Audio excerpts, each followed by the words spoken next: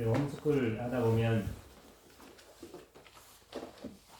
일반적인 사회에서 통용되고 있는 방법들하고는 많이 다르죠.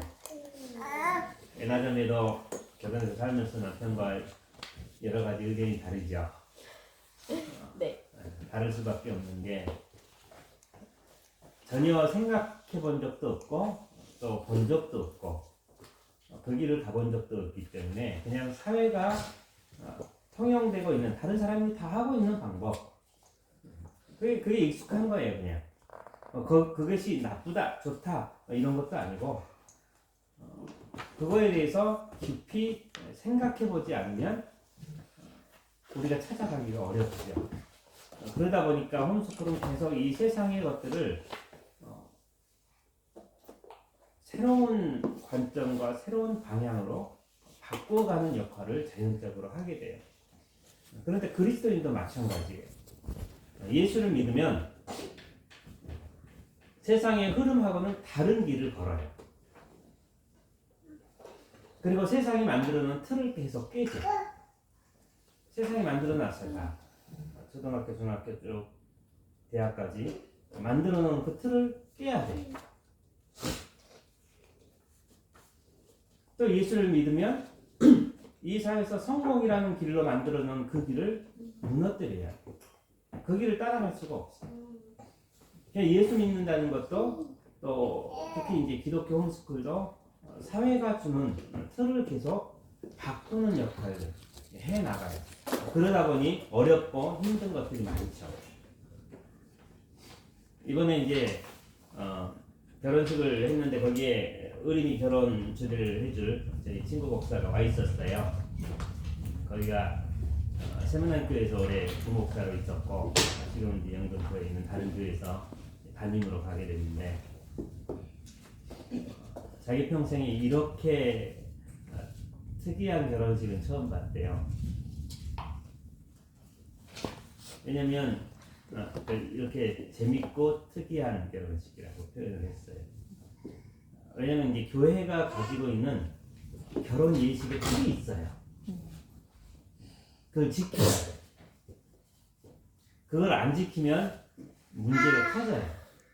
그러니까 그걸 계속 지켜야 되기 때문에 순서 하나를 바꿔도 안 되고요. 항상 그 역할을 그대로 해야 되는 거예요.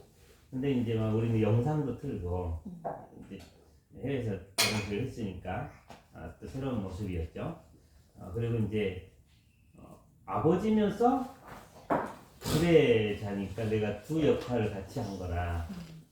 그것도 자기도 처음 봤다는 거예요. 그렇게 계속 많은 결혼식을 가봤지만 그러니 마지막에 다 똑같이 그냥 행진해야 되는데 축복송을 불렀으니 그것도 너무 다른 모습이다.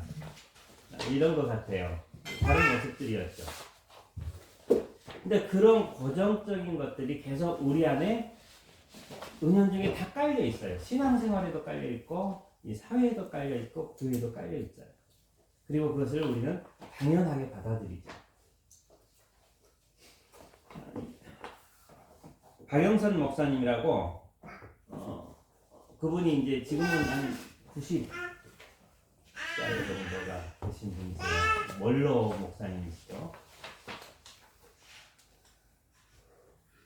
미국에서 한인 목회자들을 대상으로 이제 집회를 하실 때 강사로 초빙이 돼서 미국에서 가서 강의를 하셨는데 끝나고 나서 한 목사님이 오셔서 이런 어려움을 좀 상담을 한 거예요. 자기가 미국에 와서 개척했는데 너무 어려워요. 가족들이 생계도 어려워. 이런 어려운 상황에서 어떻게 내가 목회를 계속 할 수 있습니까? 라는 얘기를 했어요. 그래서 이 목사님이 이런 얘기를 했대요. 그럼 좀 아르바이트를 해보세요. 예, 그랬더니 이 목사님이 뭐라고 얘기했을까요? 이중직을.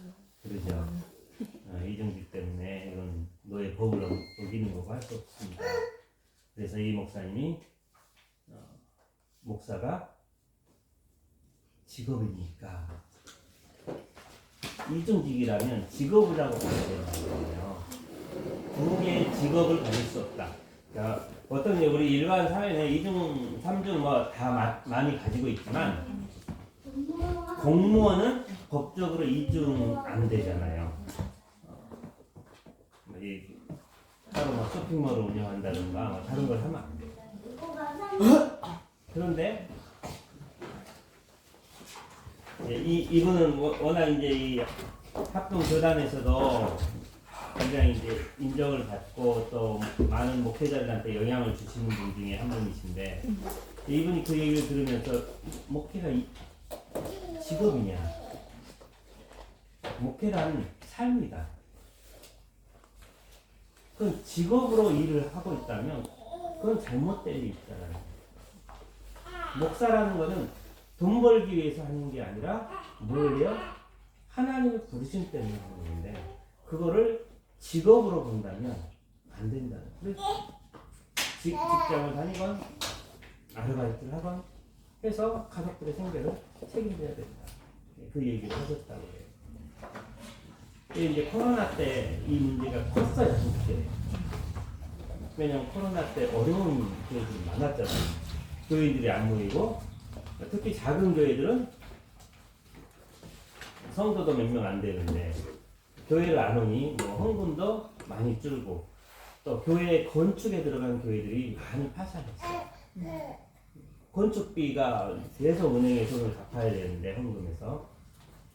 갑자기 헌금이 뭐 3분의 1로 줄어들고 그러면 내부 운영 자체도 어려워지죠. 건축비까지 한다는 게 교회 부담이 굉장히 크죠. 그래서 많은 교회들이 부도가 났어요. 지금도 마찬가지예요. 어려운 교회들이 많아요.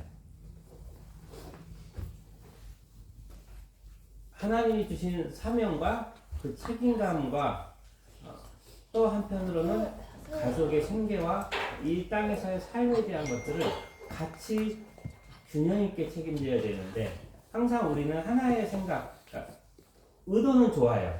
처음 만들 때 나쁜 의도로 만든 건 별로 없어요. 교회에서 여러 가지 환경, 주일학교를 만드는 거, 혹은 여전도회, 남전도회 만드는 게 다 그때 필요해서 만들었단 말이죠. 교회 안에서 무엇인가를 우리가 하기 위해서 이게 필요하겠구나 라고 만든 거예요. 그런데 그것이 시간이 지나면 때로는 방해 요소가 돼요. 이런 것들을 계속 바꿔 나가야 되는데 한 번 그것이 정해지면 바꾸어지기 어려워요.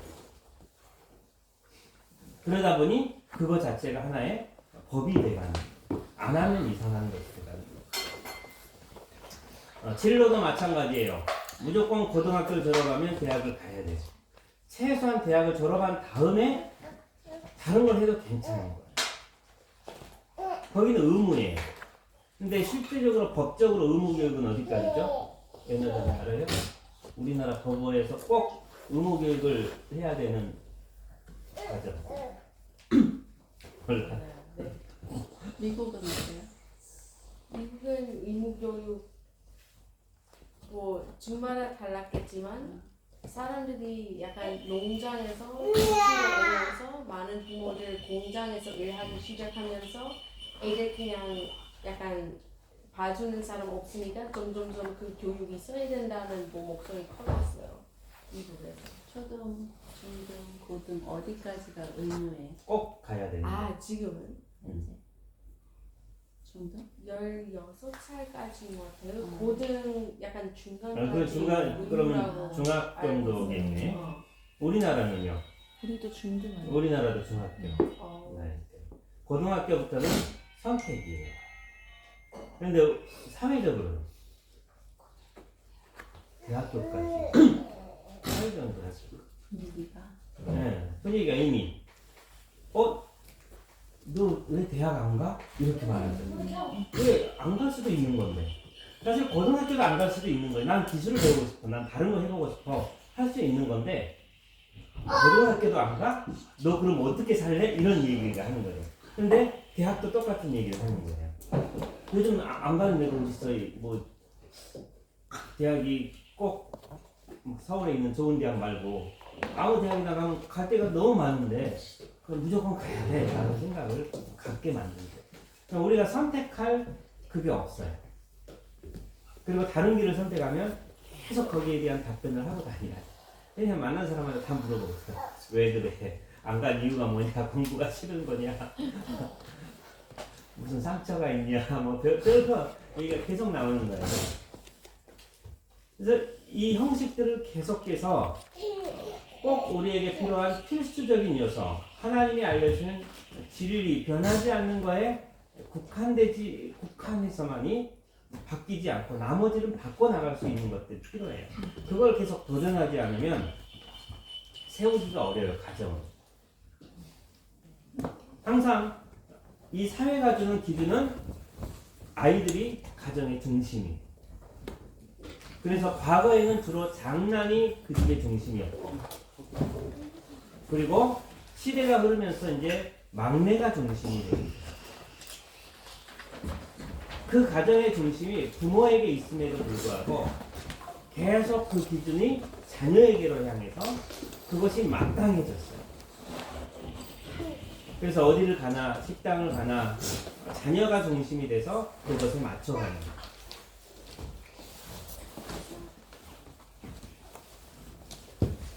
부부 안에서도 하나님이 세우신 질서가 있는데 그 질서가 중요하지 않아요. 공평함을 요구해요. 남자 여자는 다 공평해야 돼요. 하도 공평을 얘기해서 여자도 군대 가라 이 얘기가 나오는 거예요. 왜 남자만 가냐? 그러면 여자는 그럼 남자도 애 낳아라 이런 얘기를 하는 거예요. 너희도 애 낳아봐라. 얼마나 그게 힘들지. 계속 이 공평을 얘기해. 근데 하나님이 주신 건 공평이 아니에요. 그런 공평이 아니라 질서예요. 그 질서를 세워야만 하나님의 뜻을 그걸 통해서 이루시는 방법이기 때문에. 그래서 우리는 하나님이 세우신 그 질서를 만들어가는 게 중요해요. 그걸 통해서 하나님의 복이 오고 하나님의 축복이 이어지기 때문에. 우리는 그것을 해나가면서 또 한편으로 하나님 안에서의 질서를 또 만들어요. 하나님은 우리의 주인이시죠. 우리의 왕이라고 말해요. 그럼 그분의 뜻을 내가 받고 있는가? 그분의 지시를 내가 받고 살아가는가? 그거를 우리가 봐야 돼요. 그걸 어떻게 볼 수 있느냐? 우리의 기도 속에서 발견할 수 있어요. 누가 말을 많이 하냐? 이게 주인이 원래 말을 많이 해요. 영화 봤어? 주인하고 종 뭐 이런 거 나온 거? 뭐 한국 영화건 아니면 옛날 영화 뭐 아니면 뭐 옛날 뭐 노예제도 이런 것들 본 적 있지. 주인이 말이 많아 노예나 종이 말이 많아. 주인은 서로 많아. 주인이 왜? 뭐 시켜야 되니까. 그러지 뭘 시켜야 되니까. 주인은 아니 종은 주로 대답을 하지. 문제가 있으면 주인한테 아뢰고 말씀드리고 또 주인이 이렇게 하라고 그러면 해. 그게 주인과 종의 관계예요. 그러니까 우리의 삶의 방식과 기도가 그 구조를 향해 가고 있는가? 그 구조를. 은성이 그 구조를 찾아가고 있을까? 하나님이 너한테 하신 말씀이 많아. 네가 하나님께 드리는 말씀이 많아. 제가 하나님께 드리는 말씀이요. 우리가 많이 얘기를 해. 요구 사항도 많이 얘기해. 하나님이 듣건 안 듣건 대답하거나 안 한다는 건 중요하지 않아. 내가 하고 싶은 말을 다 해야 우리는 마음이 후련해지는 거야. 주인 입장에서는 황당한 일인 거야. 그치? 황당한 일이지. 우리가 계속 그 상황들을 거꾸로 살아간다고. 이 세상은 반대의 구조로 만들어져 있어. 그래서 질서가 뒤바뀌어 있는 거야. 인간이 하나님을 시키는 존재가 되고 자녀가 부모를 부리는 존재가 되고 부하 직원이 상사를 협박하는 시대가 됐어. 이걸 다 공평이라고 생각하고 가는 거야. 그래서 우리가 홈스쿨을 하면서 이 질서를 계속 다시 만들어내야 돼. 그 구조를. 왜냐하면 하나님이 주시는 그 복의 모든 길들을 다 차단해버렸기 때문에.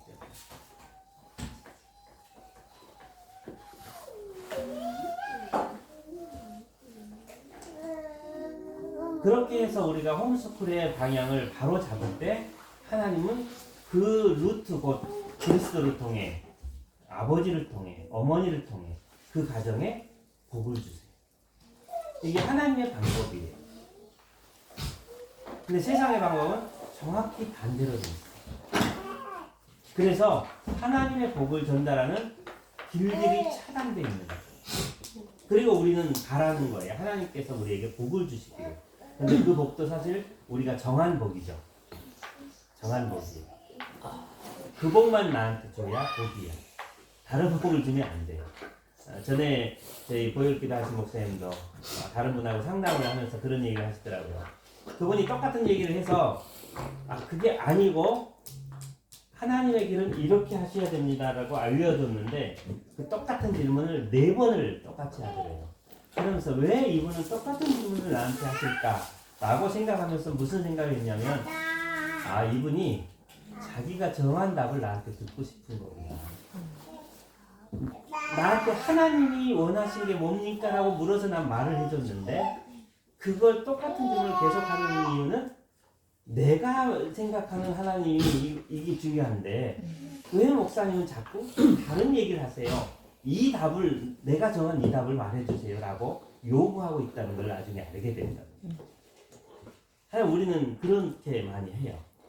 그래서 하나님이 주신 것이 복이냐 아니냐가 중요한 게 아니라 내가 보기에 좋으냐 나쁘냐로 결정해요. 그래서 우리는 하나님께 기름감을 못 받았다고 생각합니다. 하나님이 내 기도했는데 기도에 응답이 없었어. 선우가 하나님 앞에 내 생일에는 내가 꿈꾸는 이런 선물을 받고 싶어요. 하나님께 그렇게 기도했는데 다른 선물이 왔어. 에이, 하나님 내 기도를 안 들었어. 별로 내가 그렇게 좋아하지 않는 선물을 주셨네. 거친 장난감을 요구했는데 책이 왔어. 책이고 나보고 공부하라고.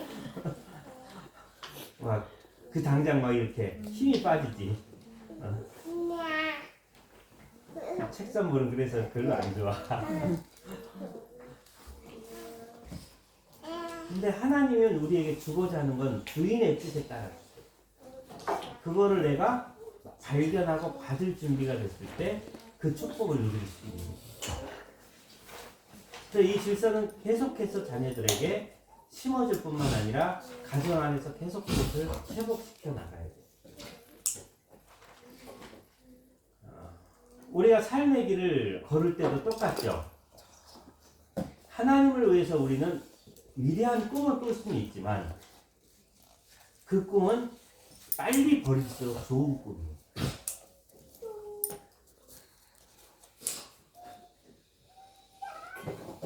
하나님을 위해서 세상을 위해서 멋진 꿈을 꾸는 사람에서 우리는 그것을 빨리 버리고 하나님이 주신 꿈을 잡아야 돼. 왜냐하면 아무리 내가 거룩한 꿈을 꿔도 그 꿈은 결국 내 욕망을 채우는 꿈. 내가 부자가 돼서 가난한 사람 많이 도와주고 싶어. 나는 돈을 많이 벌어가지고 선교비를 많이 지원해주고 싶어. 그래서 나는 열심히 배우고 열심히 일하고 열심히 노력할 거예요. 하나님 여기를 축복해 주세요 라는 그 꿈을 버려야 돼요. 그건 내 꿈이지 하나님하고 함께 꾸는 꿈이 아니에요. 그런데 우리는 그것이 거룩한 꿈이라고 착각해. 그리고 혼자 기뻐하지. 나는 멋진 꿈을 꿨어. 다른 사람은 다 돈 벌어서 자기 잘 먹고 살려고 하는데 나는 이 사회에 좋은 일을 하고 하나님의 사역에 좋은 역할을 하고 싶어. 이렇게 거룩한 꿈은 세상 다른 돈 많이 벌겠다는 꿈하고는 다른 꿈이야. 난 거룩한 꿈이야라고 생각해. 근데 똑같아. 용어만 다를 뿐이지 똑같은 꿈. 그거를 교회 다니면서 우리는 착각하고 있는. 세상에서 돈 많이 벌고 유명해지고 싶은 꿈도 개인의 야망을 채우는 꿈이고 교회 안에서 하나님의 큰 일을 만들어내겠다는 것도 인간 개인의 야망의 꿈. 근데 우리는 그것을 거룩한 꿈이라고 얘기해요. 그리고 거기에 헌신해야 된다. 그것을 우리가 내려놓고 주인이 주신 말씀. 아까 누가 명령한다고? 주인. 그러지. 주인이 종이 해야 될 일, 주인이 종이 꿔야 될 꿈을 줘. 그치? 나는 우리 집안을 멋지게 할 거야. 종이 꿈을 꿔. 그럼 주인하고 무슨 문제가 생길까? 충돌하지. 충돌하는 거야. 그건 종의 역할을 넘어선 거야. 주인을 도전한 거야. 주인이 꿈꾸는 내 집이 있고 내 가문이 있는데 종이 그것을 대신 꿈을 꿔. 그 꿈은 갖출 수 없는 거야. 그럼 내가 주인이 되겠다는 꿈밖에 안 해. 주인이 보면 굉장히 위험한 거야. 직원이 회사의 비전을 제시하겠대. 그럼 사장이. 그럼 사장은 뭐야? 사장은 나가야지. 직원이 회사의 비전을 제시하고 꿈을 제시하고 이 회사를 어떻게 키울까를 제시할 수 있고 이끌어간다면 사장은 나가야 된다는 뜻이야. 왜냐면 너 같은 사람은 사장이 아니라 너 네 꿈은 너무 작아. 내가 할 거야. 그런데 우리는 그거를 거룩하게 생각해. 그래서 이런 권한들을 계속 내려놓고 하나님이 주신 것, 주인이 내게 명령한 게 뭐냐, 거기에 내가 순종할 준비가 됐냐를 계속 찾아가야 돼. 그럴 때 하나님께서 주시는 삶의 작은 명령 안에 내가 따라가며 사는 것, 그것이 종의 역할이에요. 이것은 다시 우리의 현실로 돌아와서 눈에 보이는 하나님이 세우신 그 권위의 질서에 마땅히 따라가는 것, 그것과 함께 같이 연결해요. 왜냐하면 항상 하늘나라의 꿈만 꿀 수는 없어요. 이미 하나님이 세우신 질서를 알고 그것을 따라가면서 하나님이 주신 명령을 기다려요. 그래서 우리는 이 사회가 주는 구조를 계속 반박하고 교회가 만들어놓은 잘못된 구조를 계속 거부해야 돼요.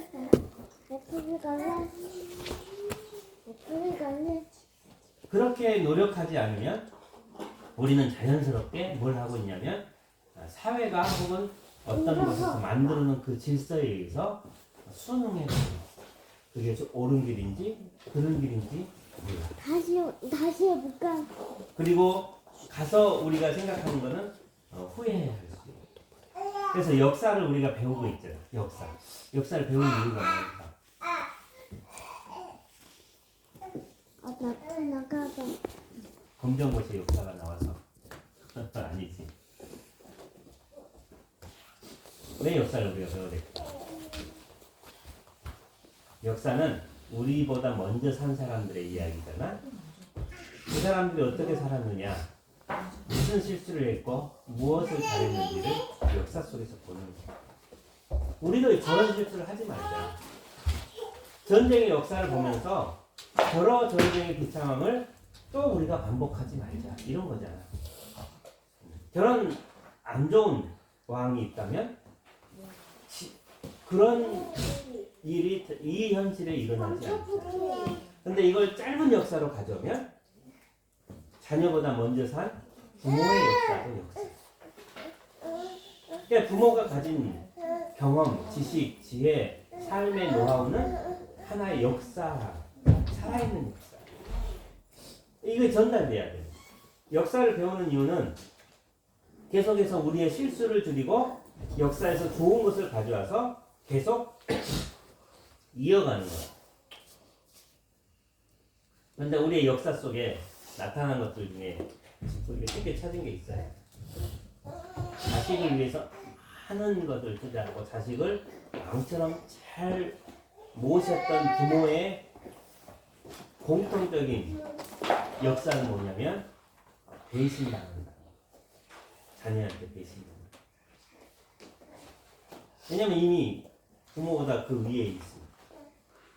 부모의 공경이 중요하지 않지. 왜냐면 부모는 어떤 존재야? 나를 위해 희생되는 존재. 그 개념이 똑같은 게 뭐냐면 하나님은 우리를 위해서 좋은 말로는 도우시는 분이지만 나쁜 말로는 나를 위해서 희생해야 될 분이에요. 내 꿈을 이루는데 하나님이 필요해. 좀 도와줘요. 내 마음에 힘들 때 위안을 얻기에는 찬양이 그냥 좋아. 그러니까 하나님을 이용할 수 있어. 그거를 어떻게 벗어날 것인가. 계속 우리는 기본 틀 혹은 우리 자신 역사를 보면서 그 잘못된 것들을 계속 찾아내야 돼. 그럴수록 모든 것이 완성되진 않지만 더 나은 모습으로 발전해야 돼. 기도하겠습니다.